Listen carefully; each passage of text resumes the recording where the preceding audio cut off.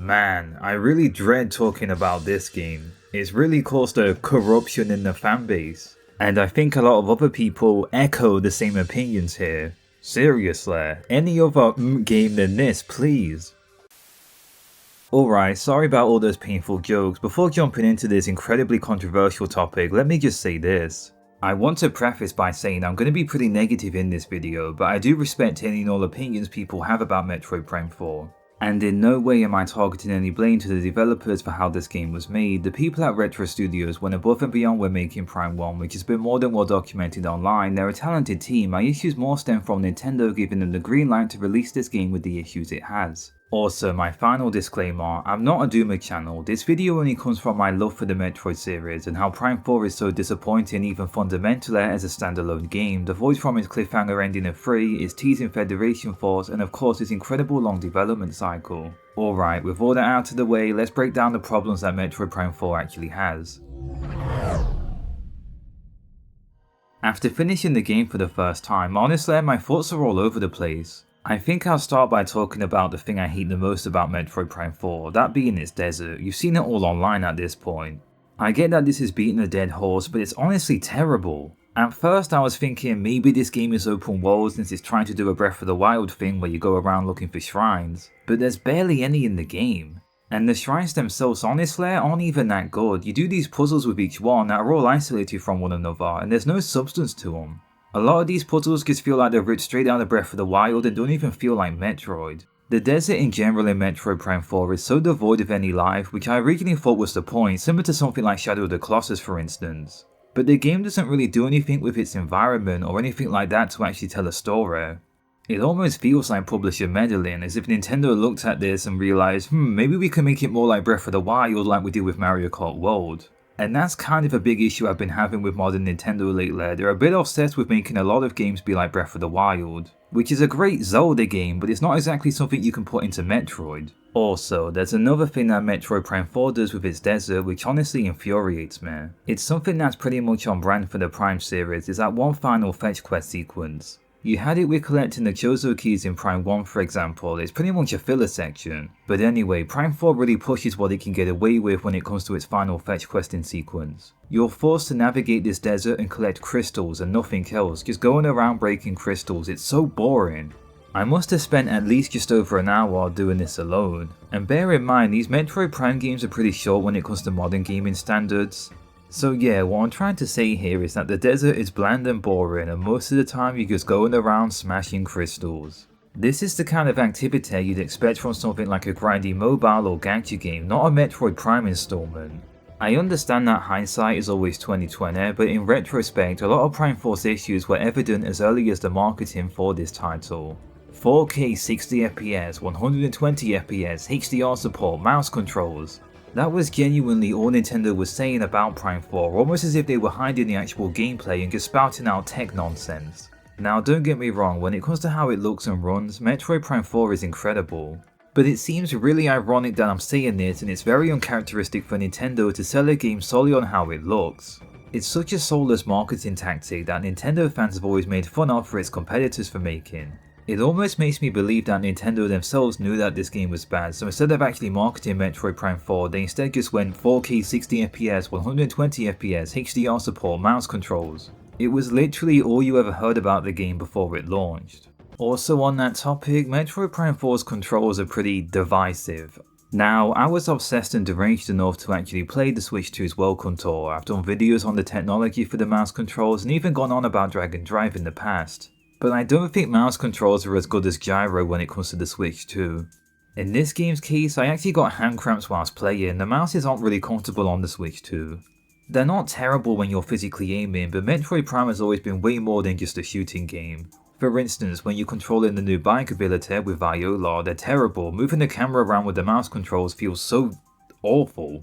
Not to mention, you also have the Psychic Shock ability where you're physically moving something in 3D around a 3D space with the mouse controls, and in those cases as well, they don't really feel that good.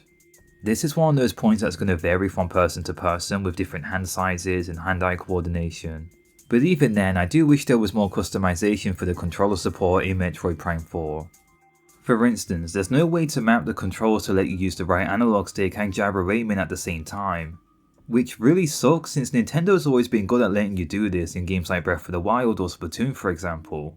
Personally, my ideal gyro setup is having the right analog stick for the X-axis and using gyro for the Y-axis. This might sound weird to some people, but it's a control scheme that I'm really comfortable with and just feels natural to me. Anyway, so Metroid Prime 4, despite touting its diverse control layouts, doesn't really let you do this, which kinda sucks. And in all honesty, nothing will ever beat the Metroid Prime trilogy on the Wii with the Wii Remote's pointer controls. They were genuinely perfect, and it's something that Metroid Prime 4 could never compete with. Alright, let's move on to my next point, and that is the fact that Metroid Prime 4 Beyond isn't even a Metroidvania anymore. Instead of designing the map for this game to be interconnected and complex like in previous titles which will have the player pathfinding their way through these labyrinths, Prime 4 is a completely linear experience. There's been some great comparisons on social media comparing how linear the maps in Metroid Prime 4 are compared to previous titles. The fundamental flaw that I've found with all the dungeons in this game is how they are completely isolated from one another instead of being tangled together like how it was in the 2D entries as well as Prime 1 and some of Prime 2. It's crazy to think, but the Subspace Emissary from Brawl or the Great Cave Offensive from Kirby Superstar is now more of a Metroidvania than Metroid itself, the very series that invented the genre. Also, and I understand that I'm being really negative here, but I did warn you before the video started, but why does this game try and disguise itself as an open world experience? Towards the beginning sections of Metroid Prime 4, Mackenzie will tell you to explore the dungeons in any order you want. Found a teleporter key! Congratulations! Looks like there's 3 keys left. Up to you to decide which one to go after first. Alright, this sounds pretty great in practice, but what ends up happening here is that there's actually one dungeon you're supposed to explore since you need certain missile upgrades to access the other ones. I've already seen online people ranting about this bizarre design decision. What ends up happening is that players waste so much time going around the desert thinking they can explore any dungeon in whichever way they want, but they can't, so they have to backtrack all the way to the one the actual game wants you to go to. It's a good example of two genres simply clashing together. You can't have the upgrade system and lock and key mechanics of a Metroidvania as well as an open world game, since the whole point of an open world game is that it's open, you can go anywhere, but the whole point of a Metroidvania game is that you're not supposed to do this. And this brings me back to my original rant with the desert section. Why did they decide to merge these two genres together? I'm all for trying new things with this series, but the way this is executed here is such a bizarre design decision. These two genres fundamentally don't mix together, and the game pretty much immediately lies about being open objective, which only leads to players being more frustrated since they've wasted time going about this boring desert. Alright, now I actually want to talk about the dungeons themselves in this game. So I'll be honest, the first few are actually pretty good. You start off with Fury Green, which is a pretty decent tutorial section. It's kinda short, but I don't really mind that. Afterwards you enter Fault Forge, which is unconventional for a Metroid Prime dungeon. It's very segmented and uses the Viola bike to navigate around. I'm pretty sure this is the biggest area in the game since you revisit it quite a lot. On top of that, the bosses in Metroid Prime 4 for the most part are actually pretty good. It's kind of wild, but you fight a lot of them in the Vault Forge section. Even on a quality level, the earlier areas in Metroid Prime 4 were way better than the later sections. It almost feels like they saved all the good parts for the people that pick up the game and don't actually finish it, whereas the players that are invested to see things through to the end end up having a way worse experience. This all culminates with the Ice Belt dungeon, which is the final great moment of Metroid Prime 4 before things go downhill. It's a very standard dungeon, however it has a really good bit of environmental storytelling which I won't spoil in this video. But it's something that surprisingly feels on brand for the series. I do like this area. Afterwards you enter Flare Pool and the Great Mines, which both have the same issues when it comes to their gameplay. So for some reason, and I don't really understand why, both of these dungeons are treated as escort missions. There's very minor puzzle sections, but for the most part you're shooting enemies down with your teammates. Yeah, this sounds really off brand for a Metroid Prime game. Also on a side note, the enemy variety in Metroid Prime 4 is utterly terrible. You pretty much fight the exact same enemy constantly and they're not really that interesting to shoot at. I never fell in love with the Metroid Prime series because of its shooting mechanics. These two dungeons feel like watered down versions of Halo and Doom gameplay. The boss fights at this point are also way worse in my opinion. So even though I've tried to be positive, I will at least admit that the first half of Metroid Prime 4 is way better than the second half. But this is going off of really low standards here. Alright, finally, let's just throw about some miscellaneous complaints I have about Metroid Prime 4 since I don't really know where to put them in this video.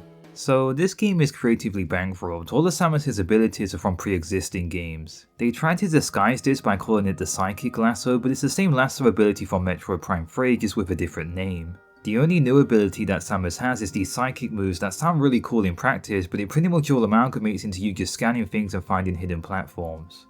She also has the Psychic Blast Missile, which you can control remotely, which just feels like a knockoff version of the Ninkada from Metal Gear Solid or the Bubble Missile from Battle for Bikini Bottom. Even looking at Nintendo games, it's a way worse version of the Hook Beetle from Skyward Sword. It has no range and is terrible to control. I guess finally I've also mentioned the Viola bike that Samus has in Metroid Prime 4. I really don't like it. Movement wise it's fine, but the actual combat where you have to point and move around the camera feels incredibly bad. Enemies barely show up in the desert section, and whenever they do, they just fly in front of you for a while and wait for you to shoot them down. It's very rare that they'll actually attack Samus. On another miscellaneous point, Metroid Prime 4 still has the same issue as previous installments where you have to scan certain enemies and can miss out on ones during the playthrough. But the real problem here is when you start a New Game Plus run, all of your scans get deleted on the new save. So unless you're perfect and scan every enemy immediately when they're on screen, you're gonna miss out on certain ones and never 100% the game. And don't even get me started on the amiibo support for Metroid Prime 4, I'm not even gonna go there. Alright, my final complaint for Metroid Prime 4 is with its characters. I'm not gonna critique this too much since a lot of people online have already mentioned the issues with them. But to say they're poorly written is being generous here. I don't hate Mackenzie as much as most people since I tend to have a soft spot for characters that want to help the player out. It's a shame too since earlier on meeting these characters for the first time it does seem quite promising. But without going into spoiler territory, none of them have actual character arcs. They kinda just stand around and call Samus really cool for doing what she does, which I get, Samus is a cool character, but that's about it. Also, a lot of these cutscenes can feel kind of awkward since Samus never really talks in this game. This is one of those situations where it could be kinda charming if it's like how they do it with Link where he makes kinda silly expressions, but because Samus is wearing a suit you don't really know what she's thinking of at the time.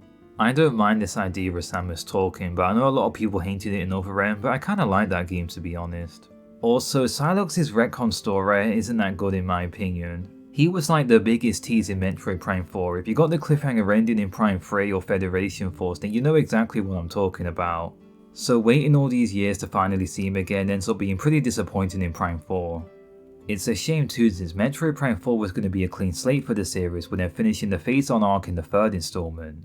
They had all this build up with Psylocke going into it, the potential for this game's story was huge. So I think it's valid saying that what we got was disappointing overall. In conclusion, I really try hard to be optimistic when making videos on this channel since the world can be so negative as a whole. I've enjoyed every Metroid game before Prime 4, even the ones people hate. Other End was a fun idea that attempted to blend old and new together whilst also trying to flesh out Samus as a character, which I honestly enjoyed. You also had the highly controversial Federation Force, which get this was a spin-off title, it wasn't a mainline Prime entry like this one, so my standards were different going into it and I enjoyed it as a new idea. But Metroid Prime 4 Beyond, this one was the big deal where expectations were set firmly in place.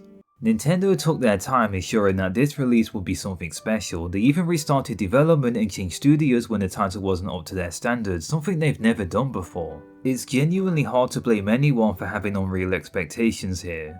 Maybe sometime in the future we'll learn about Metroid Prime 4's troubled development history and who knows, maybe I'll soften my opinions on it over time, but I highly doubt that. I really wanted Prime 4 to put this series back on the map like Bonanza did for the Donkey Kong game, something to point out and say that this is a genuine masterpiece. But unfortunately, I'm pretty sure it's safe to say that that's not what we got.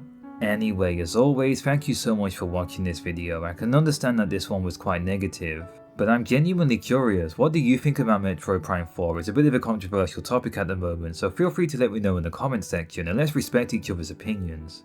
Take care and have a nice rest of your day.